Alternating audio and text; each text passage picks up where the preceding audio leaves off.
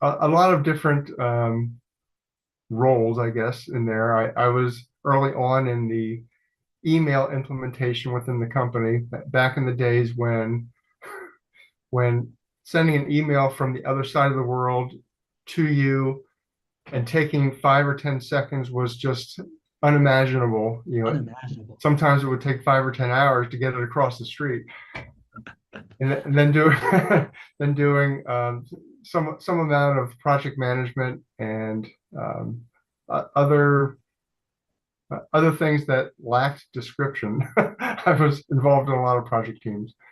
Gotcha. Interesting. I'm about to kick this off, but my dad, who is if you're turning 70, my dad just turned 80, right? So he's like 10 years older than you. He was in that world also. He built one of the biggest he built the biggest tech enabled sorry, value add tech distribution channel in Latin America. So he repped HP and Avaya, and like it was through kind of like the VoIP revolution of all of that stuff of like the mid late 90s and all that stuff that he was in that world. So I remember growing up all the I had t-shirts of all those brands, right? Cool. We ready to start off, Mike? Okay. Let's do it. As you know, once we start, then I turn on the cartoon energy, right? So, you know, I don't know if do you want to be part of the roll call? Do you want me to just kind of like read it off? Yeah, you can do it. Okay, all right. Sounds good. Welcome, welcome, welcome, everybody, to a very special edition of the Not Your Average Investor Show. Today we have a man that is really exemplifies the not your average investor ethos because his strategy isn't average, his the way that he's done it isn't average, the way he thinks about it isn't average, and his results are not average because he is in control of how he wants to retire and leave a legacy and take care of his family and all that stuff. I'm your host, Pablo Gonzalez. Greg is off on his anniversary trip. You can assume that he is at one of the great American downtowns, putting his family through it, understanding it, and that's accurate. He's in Nashville right now. But with us today is he's a little bit of a legend inside of our community. He's recently been uncovered as the guy with the best questions. Just a regular guy with extraordinary questions is the way that we're gonna start referring to him as. It's Mike Foster joining us from just outside of Atlanta. Welcome to the show, Mike. Thanks for having me. I appreciate it. This is the most overdue, I feel like, Clyde journey of all time and overdue nickname of all time, for the record, with how long you've been. How long have you been watching the show? Almost from the beginning, I think I got the initial invitation and probably held off for a few weeks, but I guess 2020, right? Right at the beginning of 20. Yeah, yeah, right at the beginning. Once COVID hit, it just kind of became. Yeah, yeah. Since you've been around for a while, I imagine you know the tradition for which we start our show with. You know what that's called? I hear something like the roll call, The baby. roll call, baby. You got it. We got John Henning, our leadoff hitter, kicking us off today. Welcome, John. We got Jeff Lendvey in the house. Good to have you. We got the MVP himself from the region where you grew up. Mike, you were just telling me, Lee Bishop. We got the ringmaster who used to live right around you over there in Woodstock, Drew Barnhill. We got the early bird showing up. Haven't seen you in a while, early bird. Dean Curry from Columbus, Ohio. We got Il Maestro, world famous composer John Williams from New York, Long Island. We got the KOB, King of the Beach, Christopher Lee from Fernandina Beach. My favorite smile from the Pacific Northwest, Pamela Myers in Seattle. Mark Norman checking in from SoCal. Good to have you back. Laura Colby checking in from Washington State. Good to have you. We got the left tackle from Maryland, Jeff Morancow. Good to have you back. Mark Sauer is back from Cincinnati, Ohio. Linda Mercurio from sunny South Carolina, the Crescent Moon State. Saran Jennings from New Jersey. Saran, good to have you back as well. We got our regulars, Gary and Rosalind Riley from Marietta, California. We regard you, the regulars. The legend, Roger Voisinit, the man with a hockey arena named after him. El gran amigo Bill Shields. Buenas tardes, amigos desde Duval. Good to have you, Bill. Nice little Jags game we had there this weekend, eh, Bill? And of course, the Mountain Man, Billy Green from the mountains of Colorado. Good to have you, Billy, with us today. Mike, I want to dive right into your story, man, because you are, as a stalwart of the community, as a client with JWB from 2014, when you just shared with me that you held off on proposing whether you should come on the show. And then you finally did, and we're really glad that you did. Why were you holding off on coming on the show with us when you know that we've been wanting you on? I might need to backtrack a little bit to give some context to this, but my initial introduction to JWB was a little over 14 years ago when my IRA custodian hosted a web broadcast that Greg presented. And I contacted him after that because I was impressed enough. I contacted him after that to see if the company, young as it was at that time, needed any lenders, because that's what my wife Ellen and I wanted to do primarily back in those days.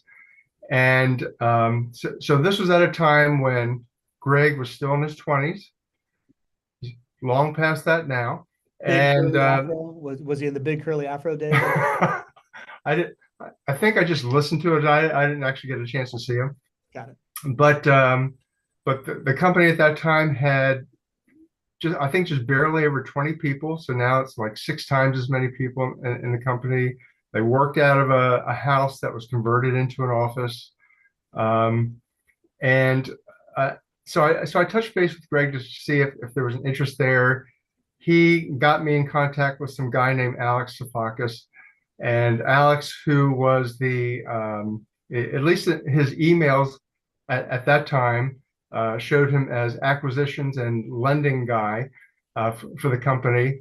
And I was pretty gratified to find out just a few months later, like not even 3 months later, that apparently because of landing me as a lender, he then was promoted to president of the company. So that was Mike Foster, the kingmaker over here. Or else he was just wearing multiple hats at the time. At any rate, so we started a relationship via email. I asked him tons of questions. He got back to me with everything. Eventually, I think I wore him out, and he handed me off to Lauren Traxler, who is long since married now and is now Lauren Ullman. Mm-hmm. And we did a lot of loans from the time that we started 14 years ago until today. We've done over 50 loans with JWB. Several of them are still active. And that was to answer your question, that was our focus and has been our focus all along, that we were, for our short-term goals, we were content to do the lending and the interest payments that we received from JWB. Didn't have any intention, honestly, for a long time of even thinking about realistically purchasing homes. Mm-hmm. But some circumstances changed at the end of 2022 when I think for the first time JWB offered an incentive program for people to buy house. This was like the later years of COVID, mm-hmm. Where sales were down, I'm sure, and so the incentive program, along with a couple other circumstances that were helpful to us, got us to the point where we decided it was time to jump in. And we ended up purchasing 3 homes at near the beginning of 2023. So we're primarily lenders for JWB. We have 3 homes to this day, 2.5 years later after purchasing the homes. The reason that I thought, and still maybe wonder a little bit if you want me on the show, is because our goals don't necessarily include purchasing more homes. And I know that JWB's policy or their vision is not to be borrowing money so that they can be paying interest to people like me.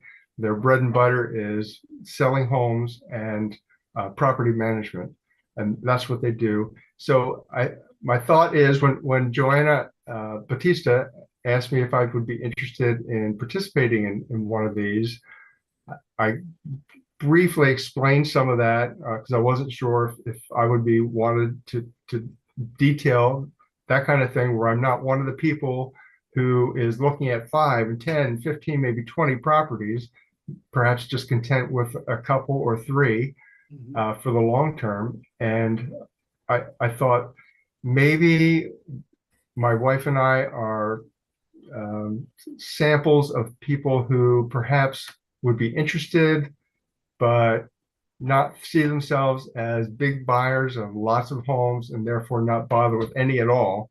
And to realize that there's some benefit to doing something like we're doing. Yeah. Yeah. Listen, just for context for our friends that are hanging out with us right now, is the idea that you are essentially successfully retired, right? Like you are living off of passive income. You're spending your days with your grandkids and your wife and doing the things that you want to do. And you've reached your goals through a not your average strategy that involved real estate, right? Which is something that we talk about here. But it wasn't the average strategy even within the JWB ecosystem. So, when you were telling me this stuff, I'm like, this is exactly the type of story that we want to talk about, right? Like we do this often on the show, or at least Greg does this often on the show. He talks about how the single family home asset class offers all these different ways to be involved in it in a way that can, create these outcomes that we all want to have. Your outcome, of course, is to spend time with your family, and we're gonna go over the overall kind of like strategy that you have. Spoiler alert, Mike put together a couple of slides here. This is a fully baked strategy that we're going to dive into.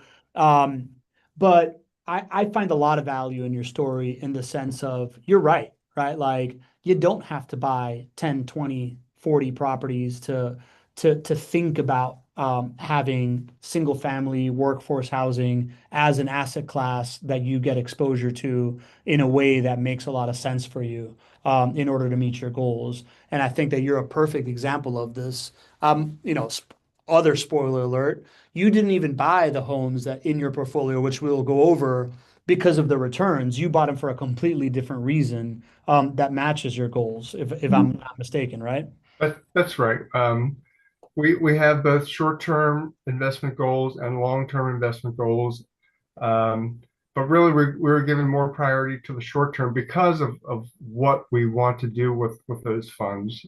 So we're not, our goal isn't to save up endlessly to the end of our lives and then make a grand distribution or spend it all or make a grand distribution at the end.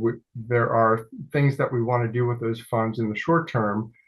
And our conclusion for a long time was because it takes quite a while to earn enough from rental property income after the expenses that it just wouldn't fit into the short-term perspective. But with the incentives that were provided, and we reconsidered the long-term benefits, that's really where we saw the value in jumping in.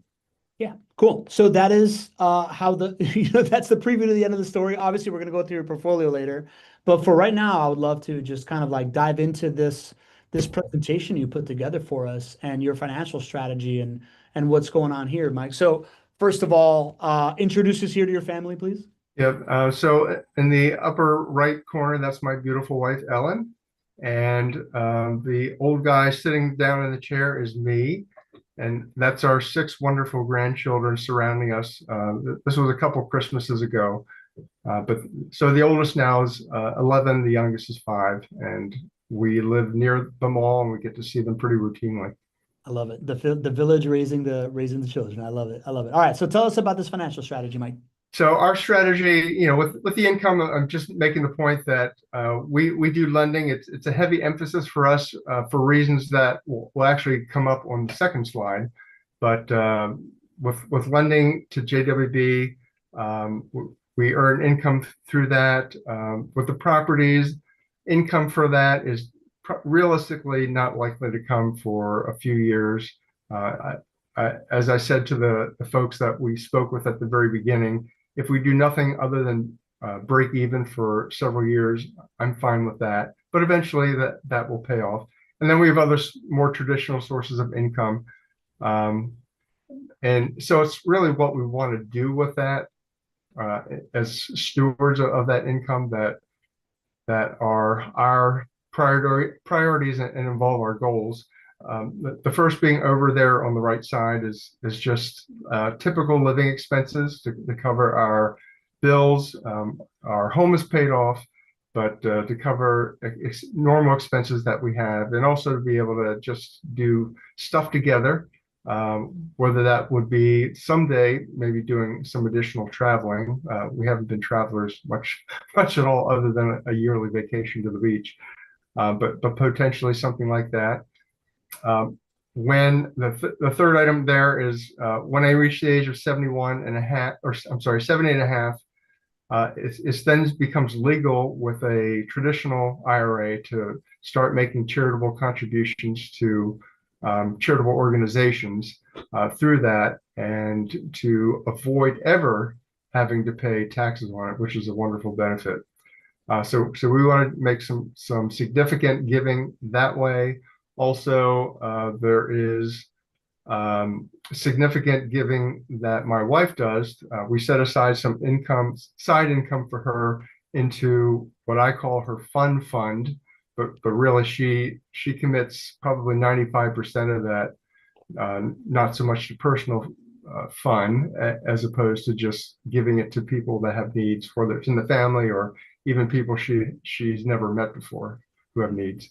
So we like to do that. We want to do that. It's a high priority to us, and that's what we try to do now. But we'll do a lot more of that when I'm 70 and a half.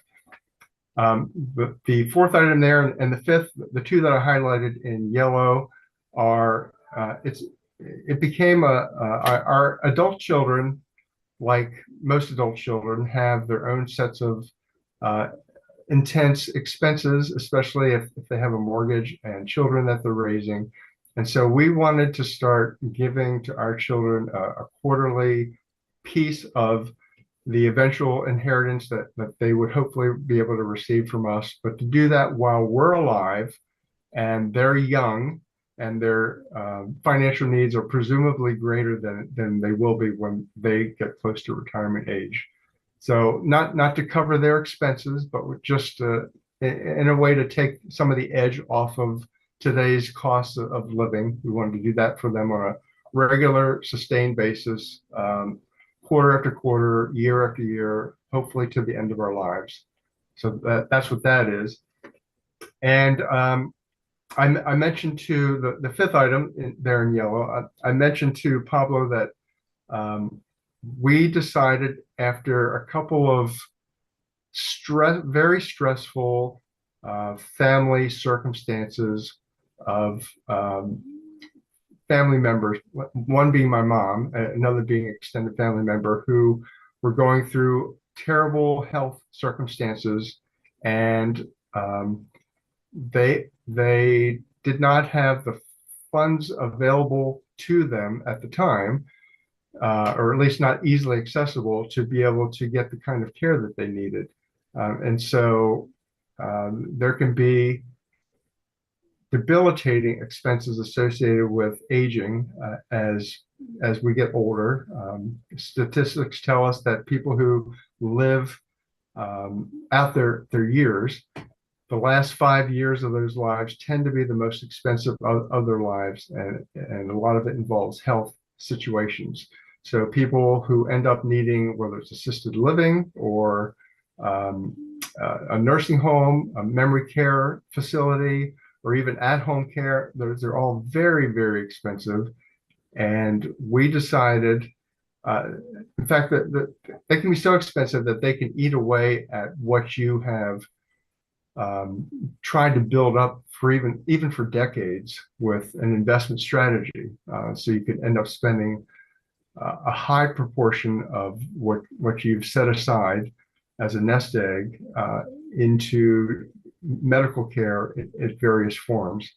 And it's doing that, or facing a circumstance like that, in my view, is kind of like year after year watching the Pittsburgh Steelers jump out to a commanding division lead, only to see it crater away toward the end, and there's barely anything left to slip into the playoffs or miss it altogether.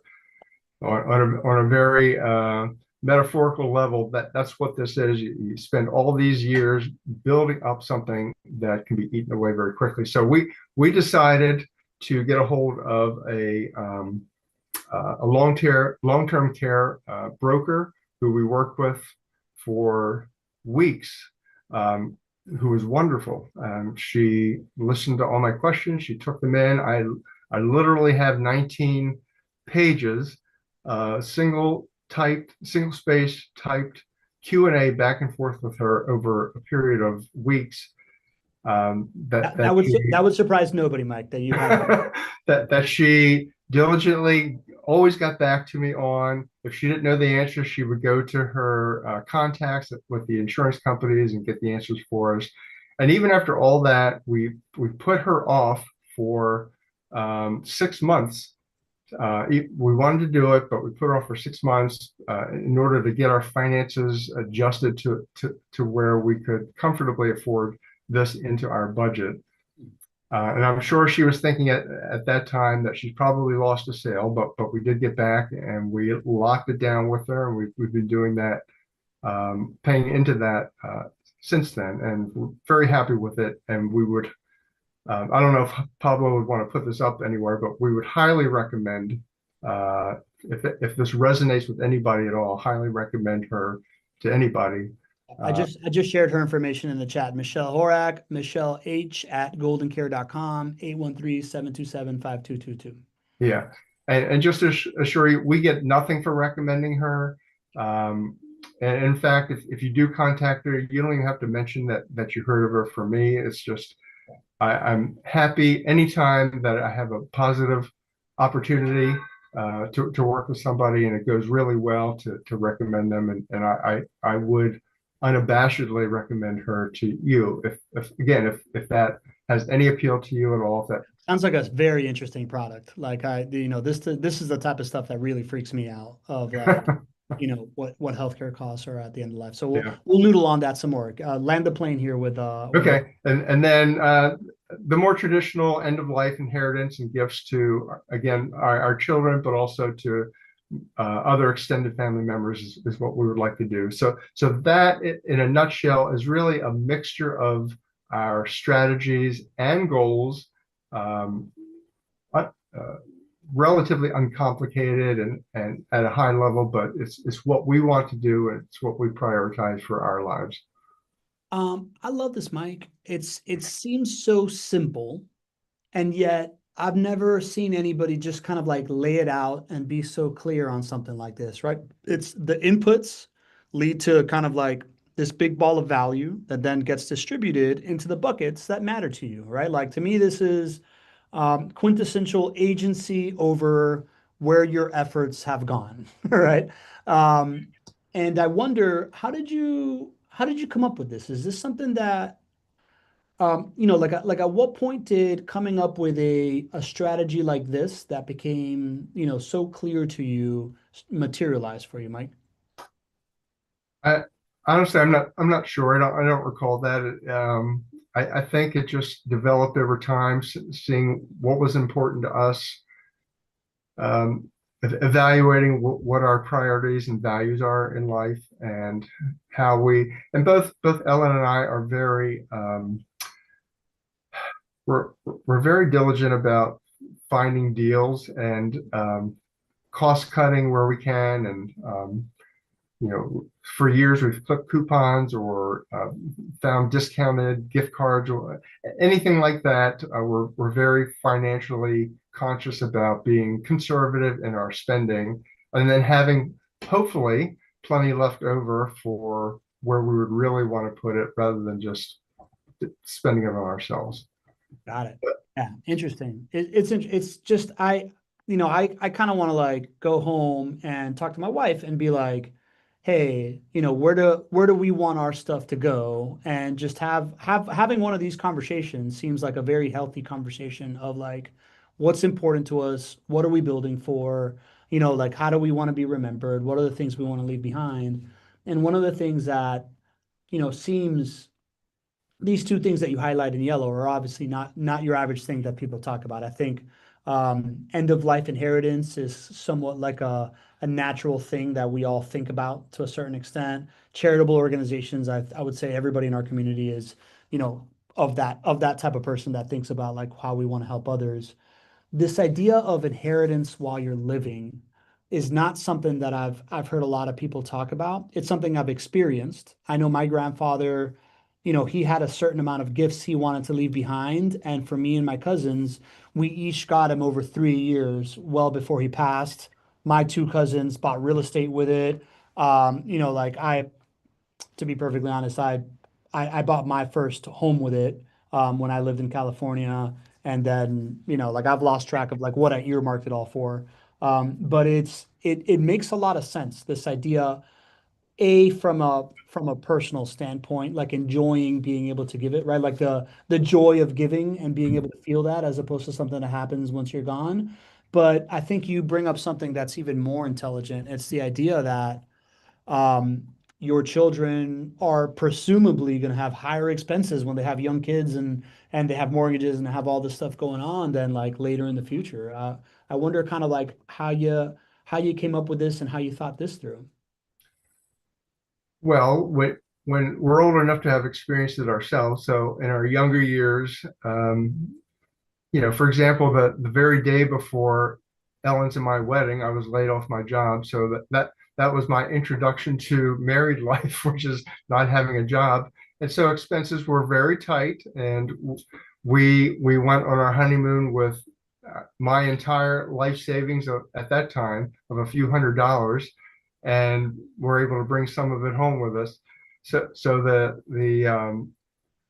I guess the emphasis on recognizing people in their younger years, most of us probably don't have the same financial dynamics as and experiences certainly as would be later on.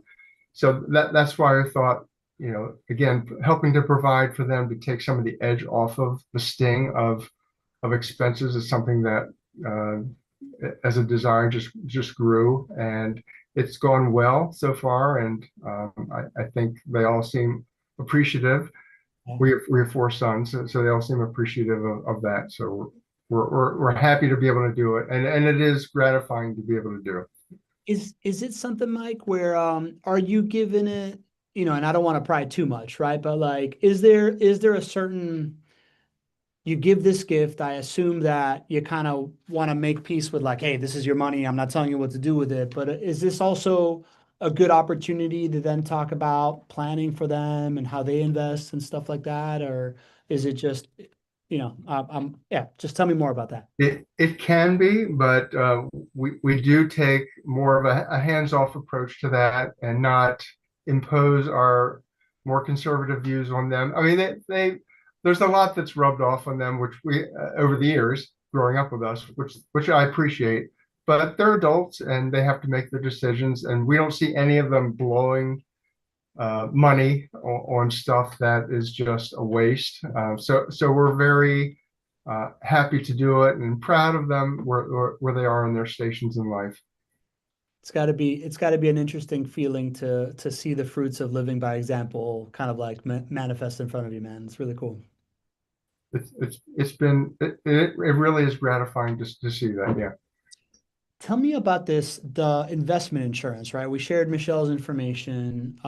It's called investment insurance, but at the end of the day, it's long-term care insurance for like end of life care.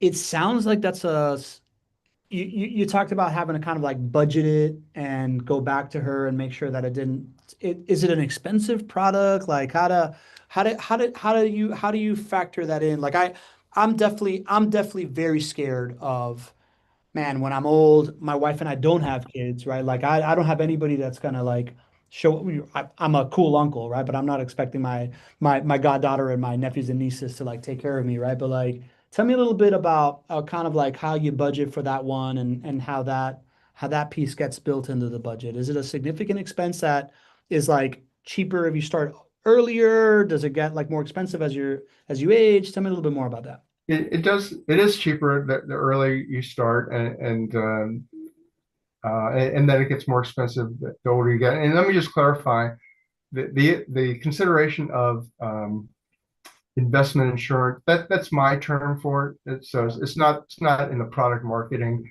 but that's how I think of it.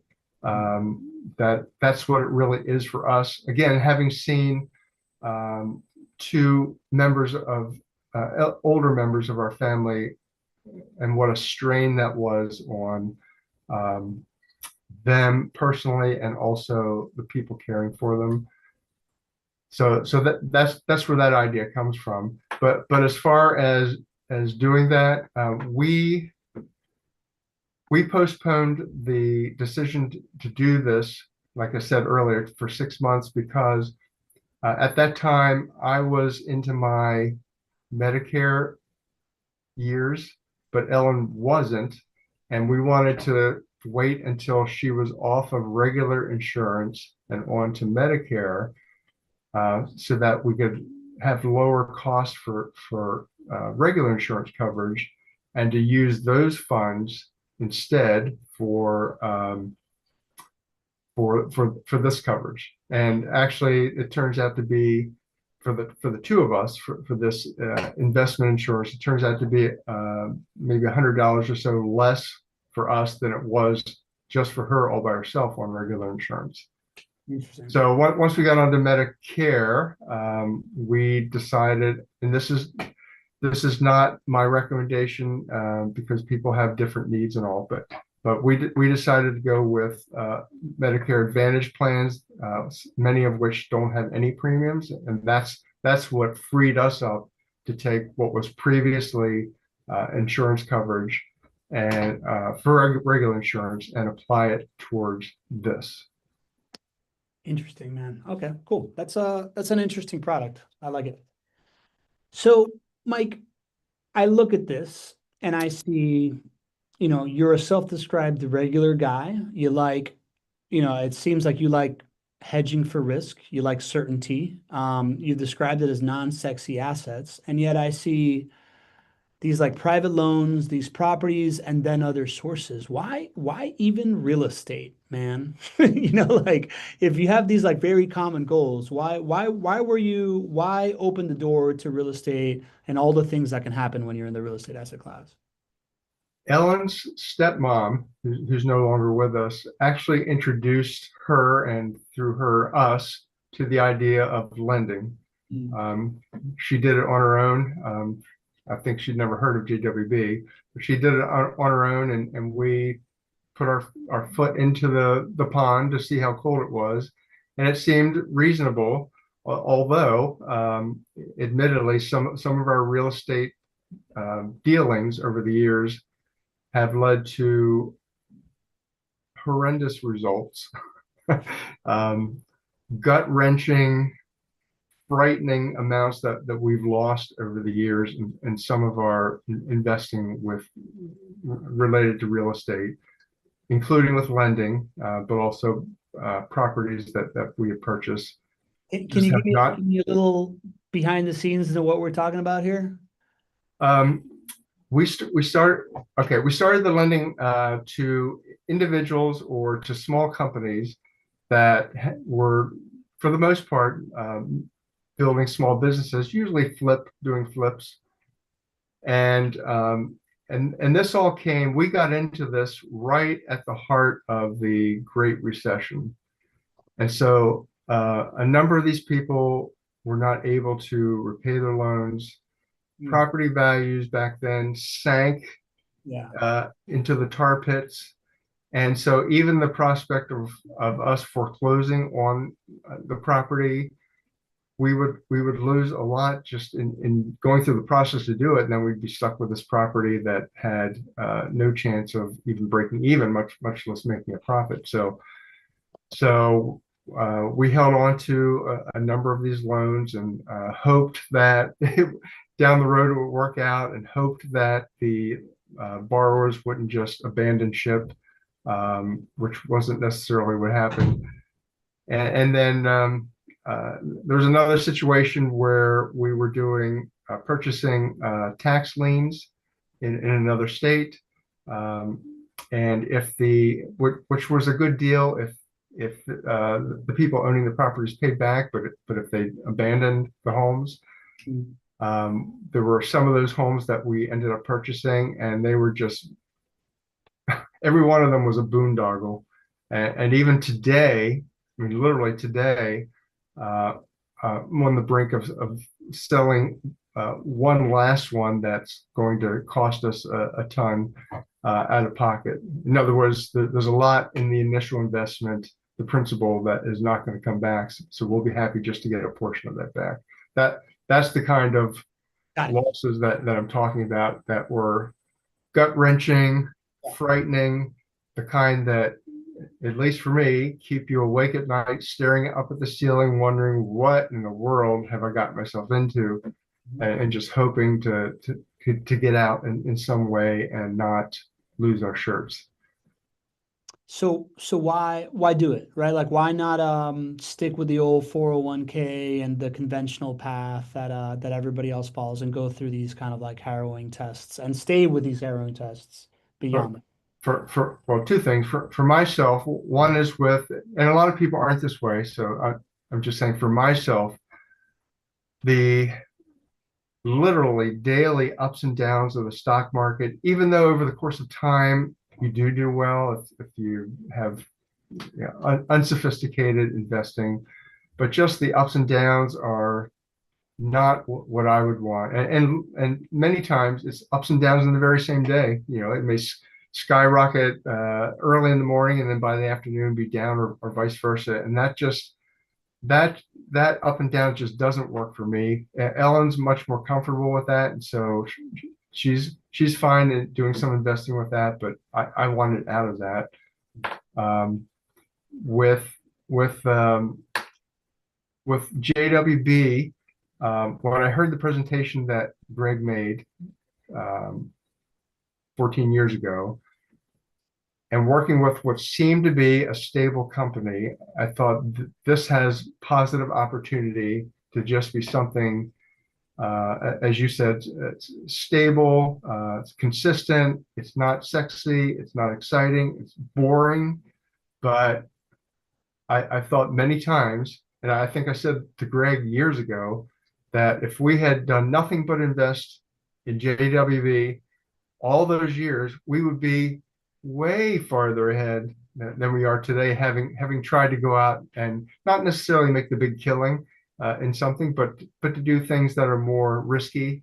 And I'm not necessarily a high risk tolerant person, so I do like stability, and we've certainly found that investing with JWB. That and so to answer your question, that's why. Um, didn't want to just do traditional stocks and bonds. We were already in a self-directed IRA and saw all the potential opportunities in doing that, and we wanted to do something with that. And so do conservative self-directing through that was very appealing. Got it. So you like so it's just that, you know, how people talk about like the idea of like liquidity is a benefit for you. For you, what comes with liquidity, which is the stock market ups and downs, was just something that you didn't really enjoy. You wanted a more stable kind of like cruise control kind of like feeling to your investments. That was what real estate provided. Well, there's actually two things with the lending. It is very liquid, so to get those payments is nice, and we lean on those a lot for covering our expenses and the other areas that we said were important to us.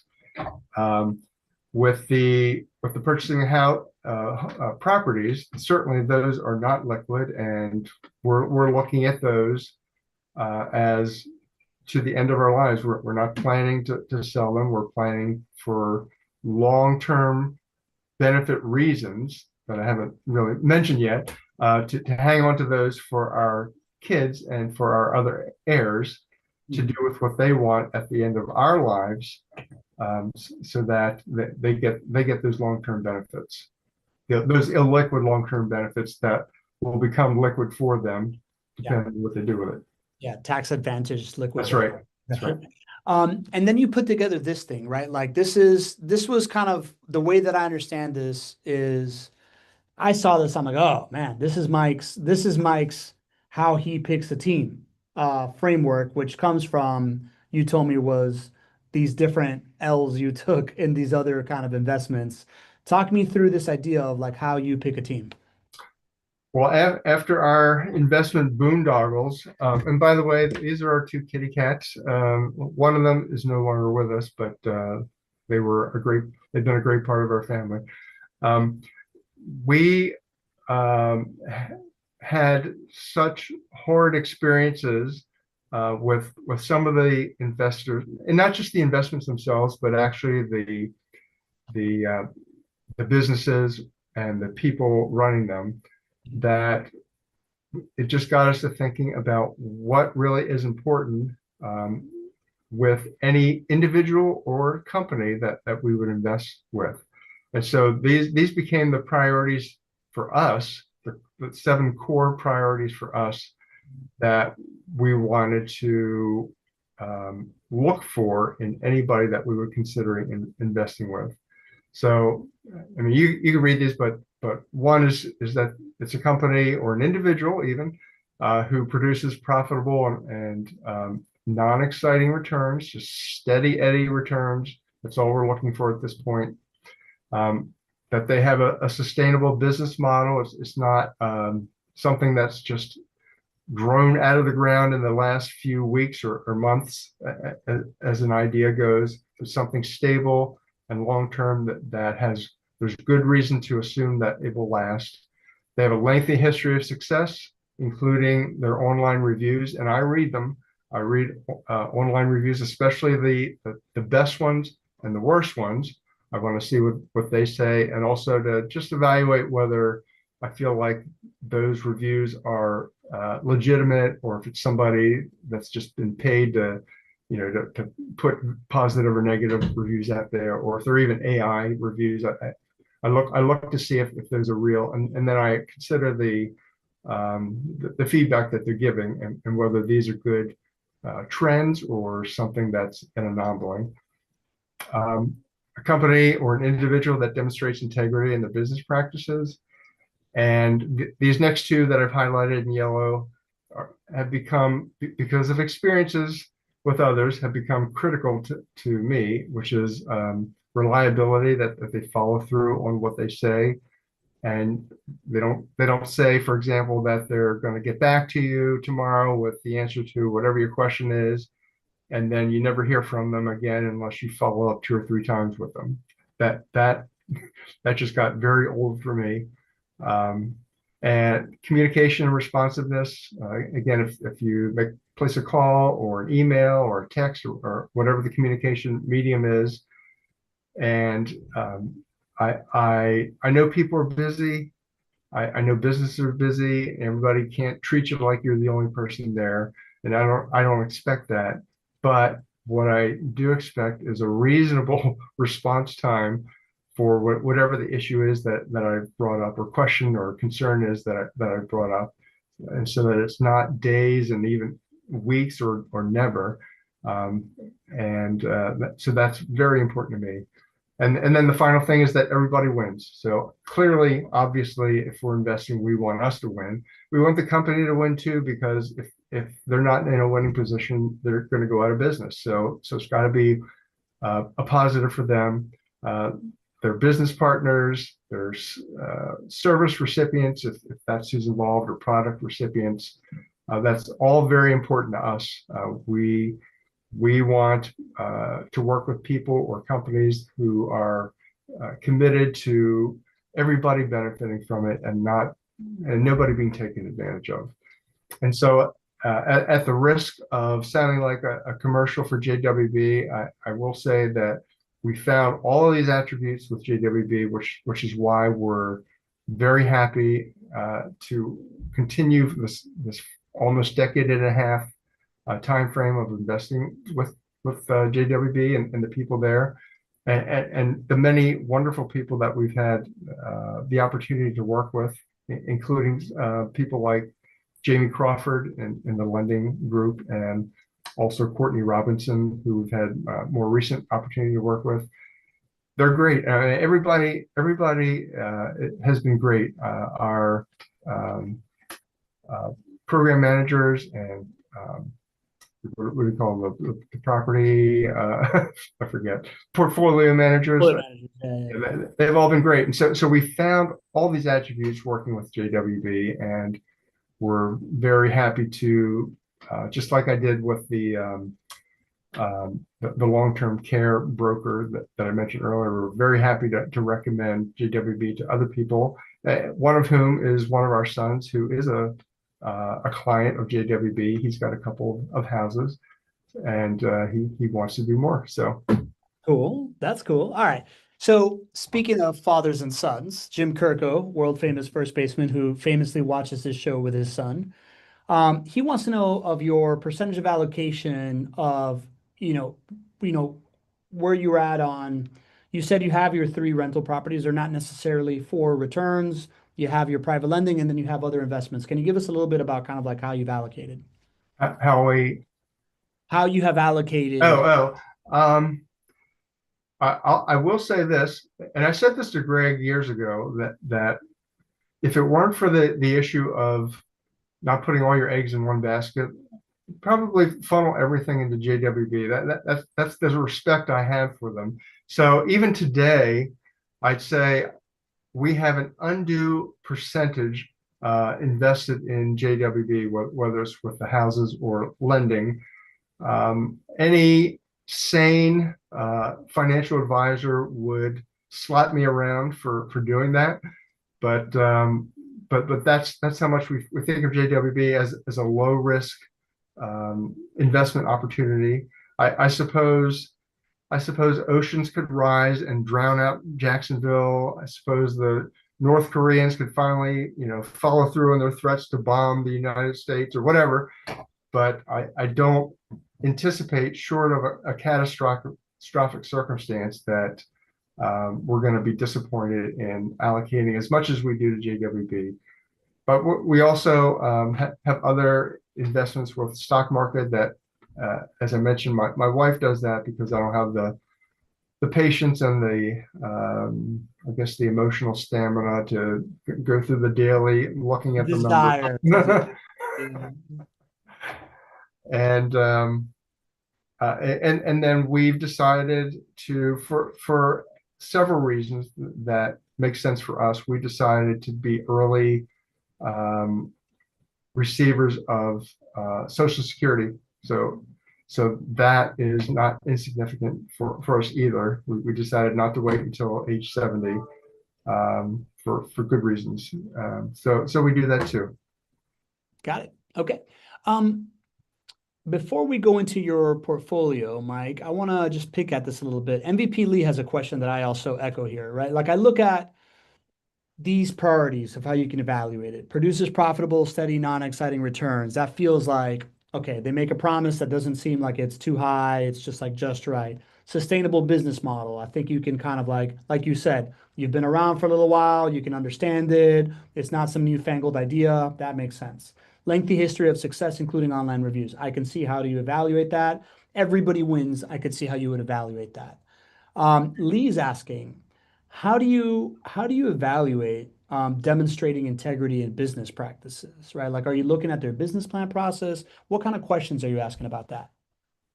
It's more a matter of evaluating information that JWB makes available, both in this medium with the show, and also with what's available online.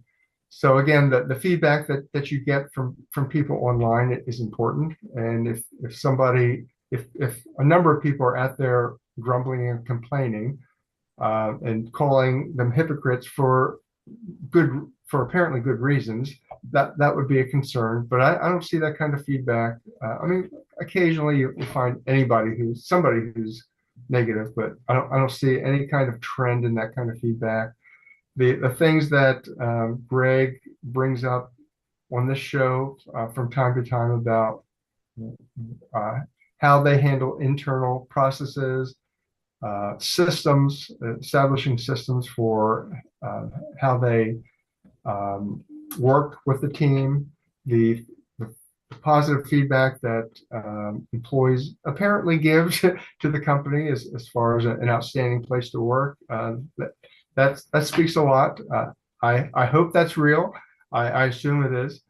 And even the JWB Cares gift giving opportunities is a real positive. They don't have to do that, but it speaks well to me to see that JWB cares about the residents in the homes, and even giving opportunities for people who maybe would not have any realistic hope of otherwise of being able to someday own their own home, to actually gift a home to somebody, or to make financial arrangements to be able to help them do that, at least with the down payments to do that.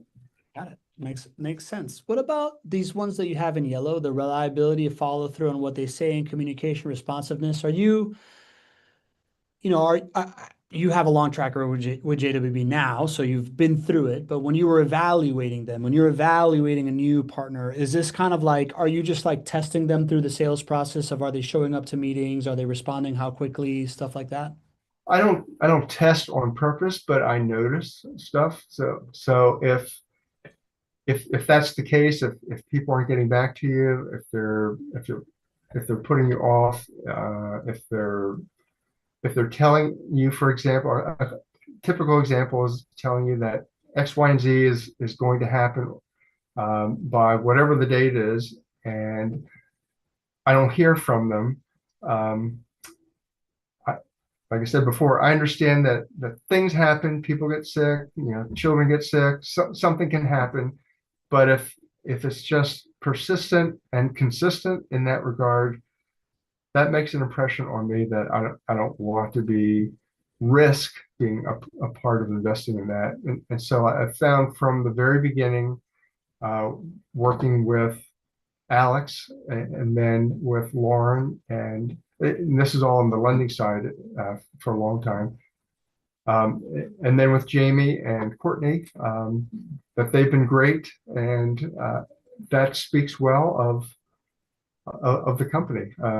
Responsiveness is just critical to me. I hate having to, as I mentioned before, lie in bed thinking about, or waking up in the middle of the night, staring up at the ceiling and ruminating about why aren't these people, getting back to me about something that shouldn't be that complicated or detailed. So just to answer your question, I'm not testing per se, but I'm noticing. Yeah, I love it, man. I think this echoes a lot of what we talk about on the show. This idea of the team will determine the experience, and therefore it is the number one consideration in the investment. And you have a very clear framework of how you evaluate a team. And furthermore, it really aligns with a lot of the things we say, right? Like we talk about the phone call test. We talk about does the sales process feel like it's reactive, or are they in control? Are they getting back to you, the communication levels? And truth of the matter is, most people don't realize, like you said, you're not necessarily testing them, but like you can notice those things. And if people aren't working with you, and when you're in the dating period, they're not showing you the experience that you think is like optimal, that should be a giant red flag of how they're answering phones and stuff like that. So it's it's really cool to see it live out in real life. Mike, you ready to see your portfolio thing? I am. All right. So again, this is a not your average rental property investing success portfolio plan that Greg put together. Again, we have Mike's family here in a similar picture. These are investment results. We are not financial advisors on the show. This is for informational purposes. Do your own due diligence. But this is what Mike's buying plan looked like in 2023. Like you said, you bought 3 properties after many years of doing private lending with JWB. You bought them with conventional loans, all at the same time. And Mike, you wanna go a little into more detail of why you ended up, after all those years of private lending, decided to buy these properties? Yes. There were 3 things that at least became prominent in my thinking almost 3 years ago. One was at the end of 2022, as I mentioned, Greg was discussing, I think it was their first incentive program to incentivize people like us to buy more properties. And so the incentive package was very appealing all by itself. But then it got me thinking a couple of years earlier on this show, Greg had mentioned that for anybody who's a JWB lender, if you are interested in purchasing properties but don't have cash available, but you're lending, that JWB would work with us to free up those funds, to pull them out of the loans, and free up those funds to make them available for a down payment and help with closing costs. So that was a second. And then the third was coming to, I guess, more of a realization that this would meet our long-term, some of our long-term goals, not just with 20, 25 years of appreciation, but also two enormous tax benefits, in my opinion, that are available today, as long as Congress doesn't change it 20, 25 years from now.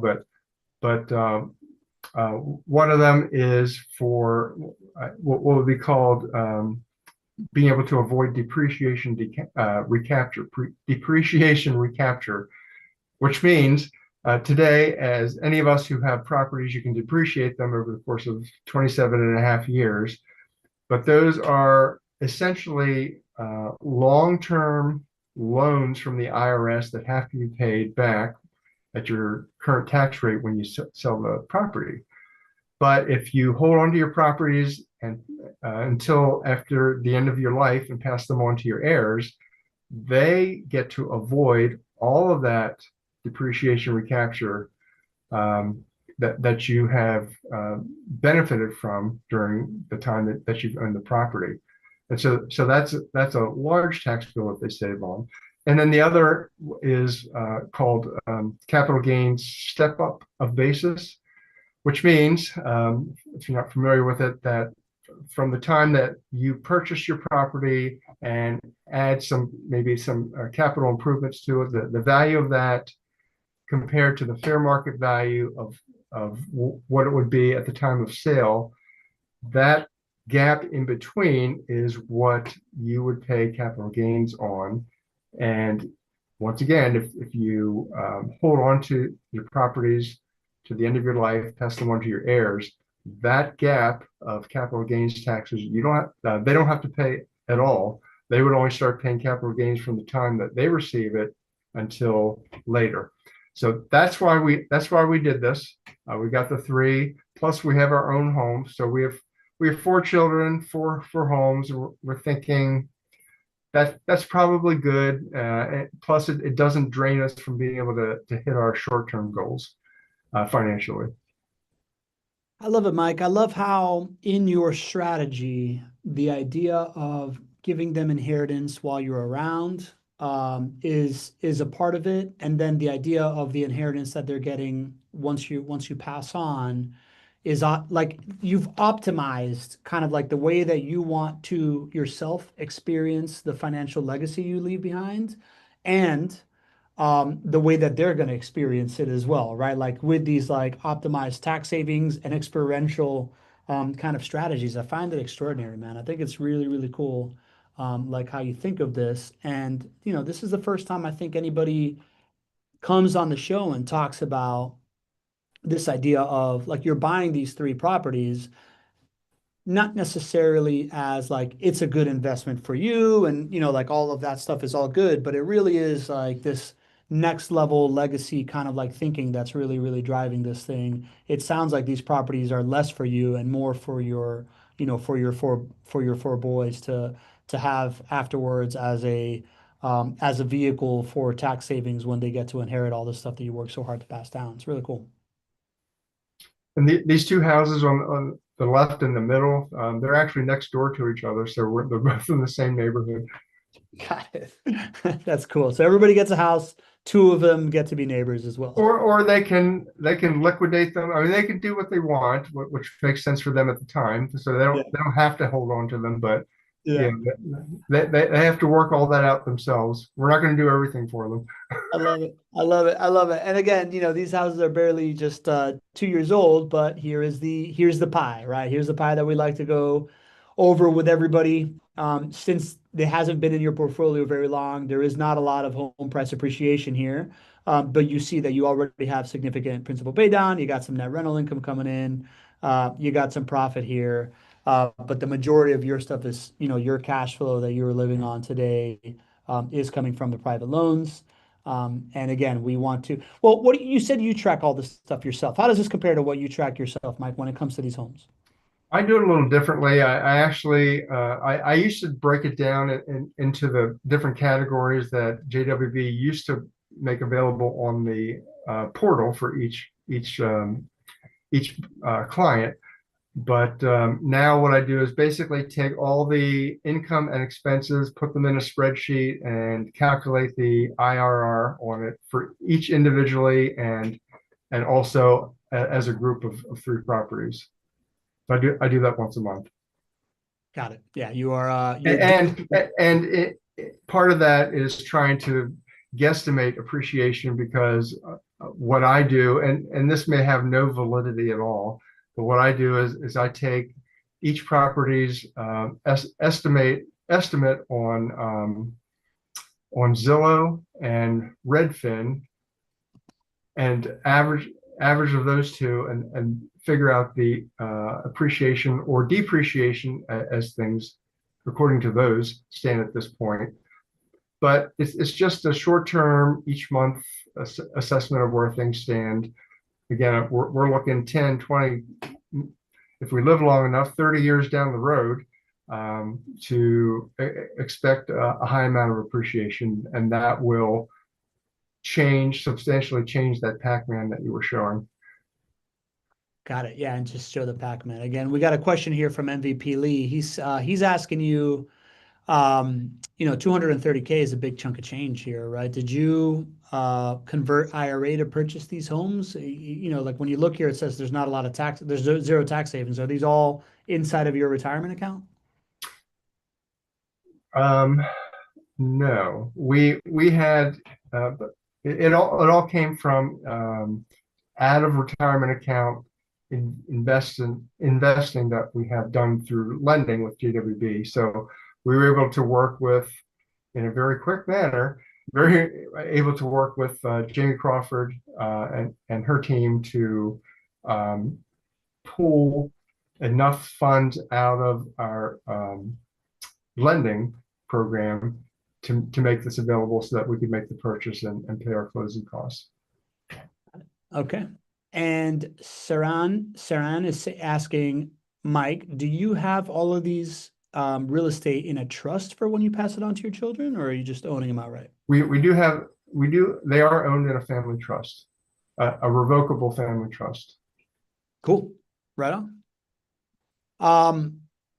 Mike, this is awesome, man. I feel like this has been super overdue to have you on, and you have not disappointed, my friend. I love the strategy. I love the headiness. I love the how you think about legacy. To me, is the thing that most stood out as like truly, truly extraordinary, right? Like from an experiential standpoint, and then from like an outcome standpoint, from when you really pass it on. There's a lot to learn here that I think people can go back and listen to. And I think I'm gonna, like I said to you, I have a feeling that we're gonna continue to like bring up this show when Greg is back and refer to it as one of these shows that truly, truly showed something, man. So I appreciate you taking the time to do this. I want to thank the community that's been here asking great questions. What you normally are doing, they were doing this time around. So never goes unnoticed that you take an hour of your day to show up here and get educated. But kind of want to leave you with any kind of like final thoughts, things you wish people would take away for,